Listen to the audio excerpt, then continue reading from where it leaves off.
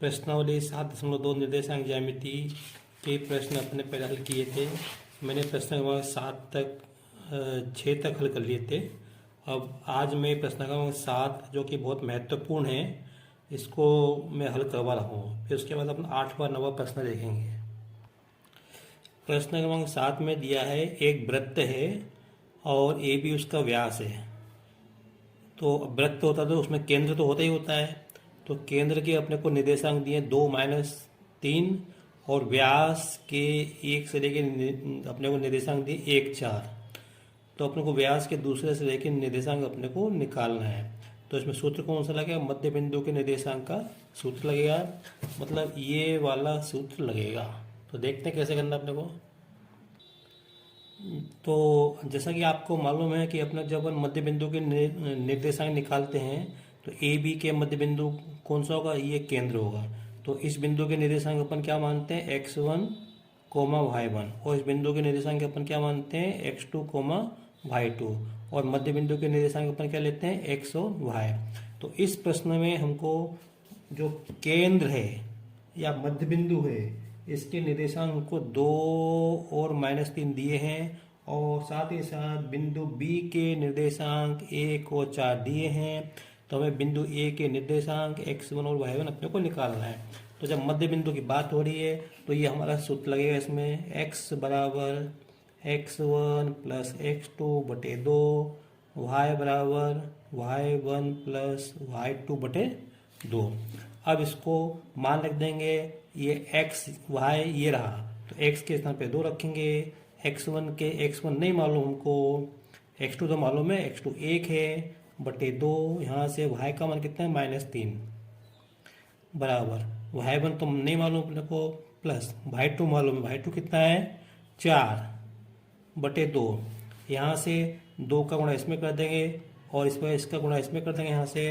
तो हो जाएगा x1 प्लस 1 बराबर 4। यहाँ से हो जाएगा y1 प्लस 4 बराबर -6। यहाँ से x1 बराबर हो जाएगा 4 -1। यहाँ से y1 बराबर हो जाएगा -6 -4। तो ये हो जाएगा x1 बराबर हो जाएगा 3 और y1 बराबर हो जाएगा -10। तो ये हमारा उत्तर हो गया। बिंदु ए के निर्देशांक x1 y1 बराबर हो जाएंगे ये 3 और -10। अब ये 8वां प्रश्न बच्चों, यदि a और b क्रमशः -2 -2 और 2 4 हों, मतलब ये अपने बिंदु a और b के निर्देशांक दिए हैं और बिंदु p के निर्देशांक ज्ञात करना है। जबकि अपने को दिया ए पी बराबर 3/7 ए बी और p रेखाखंड ए बी पर स्थित है। तो कैसे करना है देखते हैं।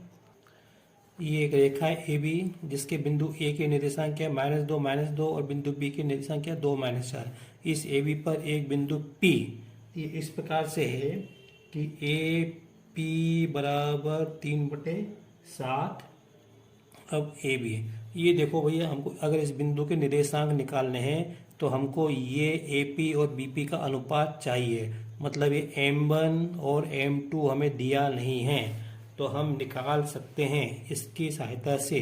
क्या निकालना है हमको ए पी बटे बी पी जो कि m1 m2 के बराबर है, m1 बटे m2 के बराबर, ये हमको निकालना है। फिर अपन आगे बिंदु P के निर्देशांक निकालने हैं। पहले अपन को ये चीज़ चाहिए, ए पी बटे बी पी बराबर m1 बटे m2, ये हमको चाहिए। तो यहाँ से देखो हम ये चीज़ हम यहाँ से निकाल सकते हैं। कैसे?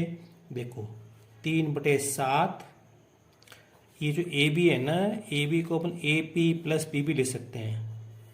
ए पी प्लस पी बी मैंने लिख दिया, इसका गुणा कर दो तो ए पी बराबर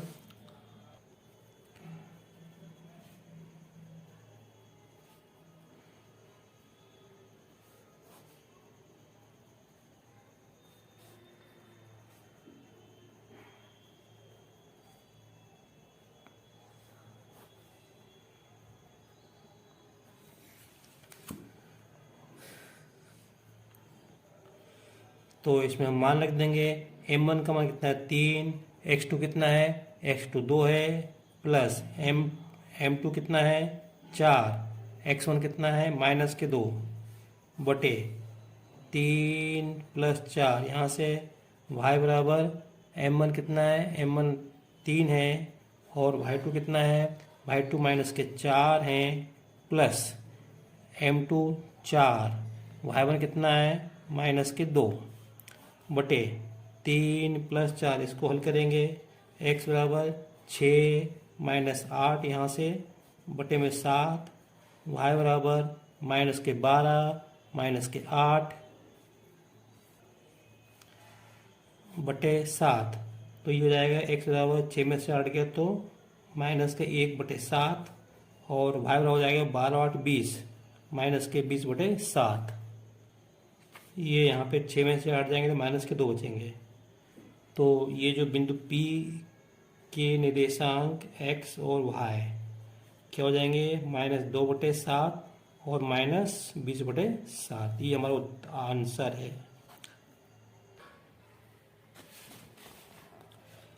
हम ये जब प्रश्न नंबर 10 करते हैं, यहाँ पे एक समचतुर्भुज का क्षेत्रफल ज्ञात करो जिसके शीर्ष 3 0 4 5 -1 4 और -2 -1 हैं। तो समचतुर्भुज का क्षेत्रफल निकालना है जिसके शीर्ष के अपने को निर्देशांक दिए हैं।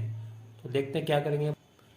ये समचतुर्भुज है, आपको मालूम है समचतुर्भुज में चारों भुजाएं क्या होती हैं, बराबर होती हैं। और ये हमको बिंदु ए के निर्देशांक 3 0 दिए हैं, बिंदु बी के निर्देशांक 4 5, बिंदु सी के निर्देशांक -1 4 और बिंदु डी के निर्देशांक -2 -1। ये ए बी सी डी हमने मान लिए हैं। अब मैं इसको बना दूँ, ये हो गया विकर्ण हो गया, और ए सी ये दूसरा विकर्ण हो गया।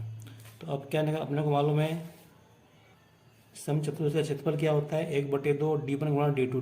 d1 क्या है, ये इस विकर्ण की लंबाई, और d2 दूसरे विकर्ण की लंबाई है। तो अपने को इन विकर्णों की लंबाई निकालना है, तो इसमें दूरी का सूत्र लगेगा। ठीक है, तो यहाँ पे ये अपने को मालूम है d1 बराबर वर्गमूल x1 माइनस x2 का वर्ग प्लस y1 माइनस y2 का वर्ग। ये d1 जो है ac के बराबर है, ac इसको मैंने d1 कह दिया और इसको d2 कह देता हूँ मैं। तो पहले हम लोग ac निकालते हैं। तो जब अपन ac की बात करेंगे तो इसके लिए x1 y1 ये रहेगा और x2 y2 ये रहेगा। तो मान लेता हूँ मैं इसके अंदर 3 -1, तो 3 माइनस पहले से ही दिया, ये लगा दिया, x2 का -1 दिया है, देखो ये रहा -1, plus y1 minus y2, y1 कितना है 0 और y2 कितना है 4, तो 0 - 4 का वर्ग बराबर ये हो जाएगा माइनस में +1, 3 + 1 का वर्ग, यहाँ पे -4 का वर्ग।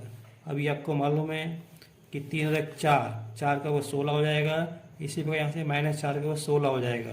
तो ये होगा 16 और 16 32, इसको ऐसा लिख सकते हैं, 2 गुणा 16 लिख सकते हैं इसको। तो 16 का तो वर्ग अपने को मालूम 4 होता है और 2 का नहीं मालूम, तो ये तो ऐसे कैसे रहेगा।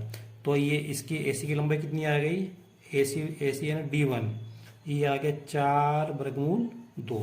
अब हम BD की लंबाई निकालेंगे, तो BD को हमने d2 माना है, बराबर वही सूत्र वही लगेगा। इसको हमने x1 माना y1, इसको x2 y2, तो आएगा 4 माइनस और -2 का वर्ग प्लस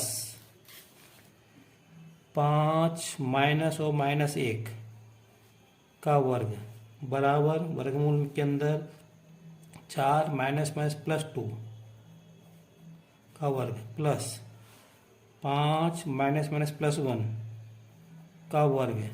तो ये हो गया वर्गमूल के अंदर 4 2 6, 6 का वर्ग 36 प्लस 5 और 6 का वर्ग 36। तो ये हो जाएगा, इसको अपन लिखेंगे 2 गुणा 36 लिख सकते हैं। तो ये जाएगा 36 का वर्ग 6 होता है, 2 का नहीं होगा, तो ये हो गया। तो ये हमको BD की लंबाई मालूम पड़ गई, कितनी है 6 वर्गमूल 2। यहाँ पे इकाई जरूर लिख देना आप। अब हमको d1 और d2 दोनों मालूम पड़ गए हैं, तो अब ये लगाएंगे समचतुर्भुज का क्षेत्रफल बराबर 1/2 गुणा d1 गुणा d2।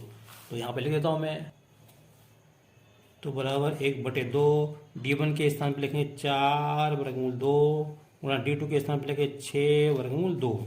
तो देखो ये 4 का गुणा 6 में 24, ठीक है, और वर्गमूल 2 का गुणा वर्गमूल में 2, तो 24 गुणा 2 बटे में ये रहे 2, तो 2 से 2 कट जाएंगे तो क्या आएगा, 24 वर्ग इकाई आएगा। ये आंसर आया फाइनल। सम चतुर्भुज का क्षेत्रफल कितना आएगा, 24 वर्ग इकाई। तो इस तरह से अपन इस प्रश्नावली के प्रश्न हल कर लिए हैं। अब ये त्रिभुज का क्षेत्रफल अभी अपने को सिलेबस में नहीं है, अभी हटा दिया है इसको, ठीक है, इसलिए अपन नहीं करेंगे। अब आगे जो चैप्टर है वो अपना आगे के सवाल देखते हैं कौन से करना है। देखो बच्चों, ये प्रश्नावली, ये तो अपने को करना ही नहीं है अभी, क्षेत्रफल से संबंधित, इसलिए अपने को नहीं करना। ये प्रश्नावली 7 समाचार ऐच्छिक है, करना जरूरी नहीं है, फिर भी मैं आपको बता देता हूँ। इसके अंदर केवल पहला प्रश्न कर रहा हूँ मैं। ये जो 2 बिंदु दिए ए और बी को जोड़ने वाले रेखाखंड को रेखा 2x प्लस वाई -4 बराबर 0 जिस अनुपात में विभाजित करती है उसे ज्ञात करो।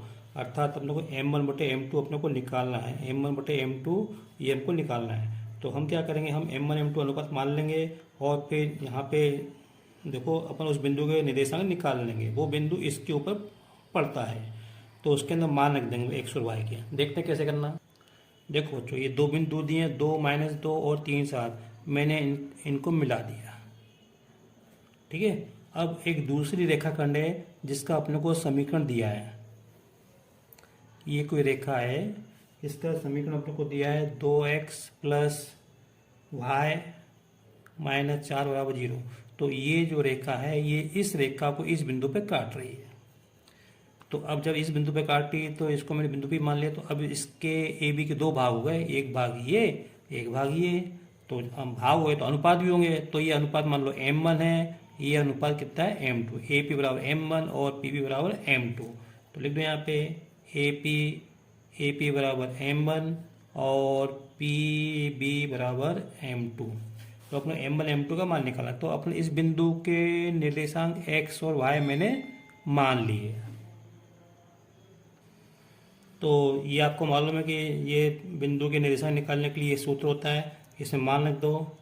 तो m1 तो हमको मालूम नहीं है, इसको मैंने x1 और इसको मैंने y1 कहा और इसको x2 और ये y2।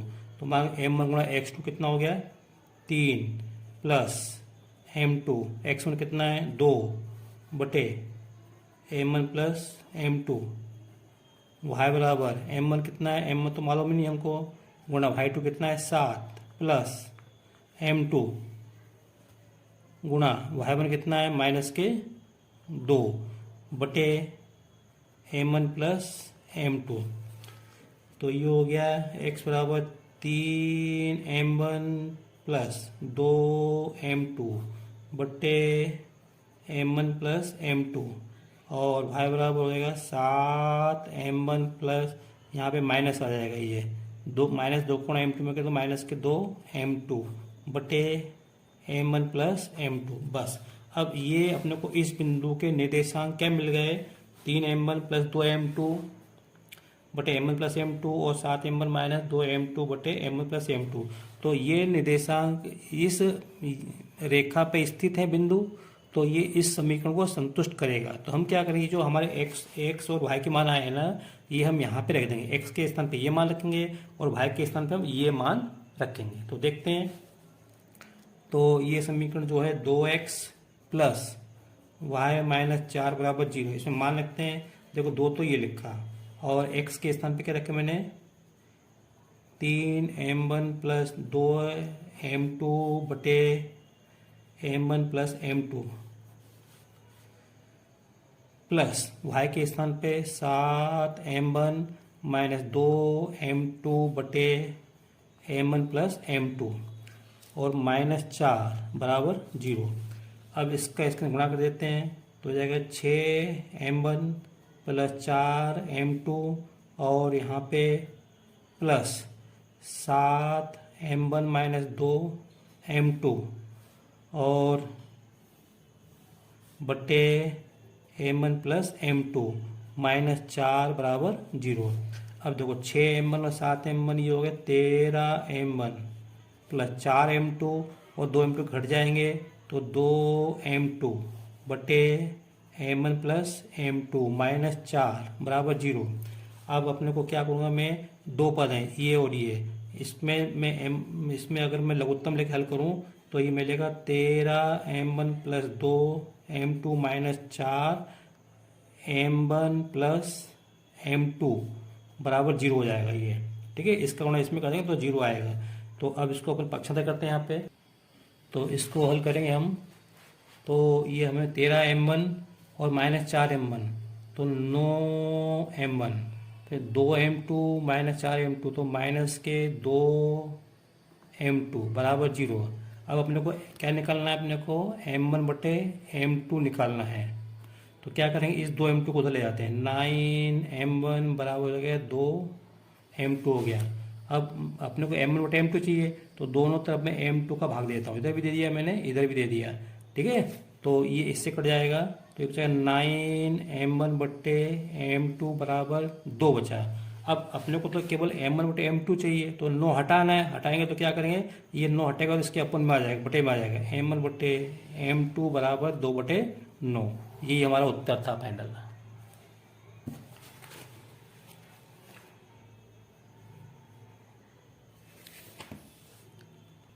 अब इसको चाहे आप m1/m2 बराबर 2:9 लिख दो, या ऐसा लिख दो, ये हमारा फाइनल आंसर है। बस इस वीडियो में इतना ही।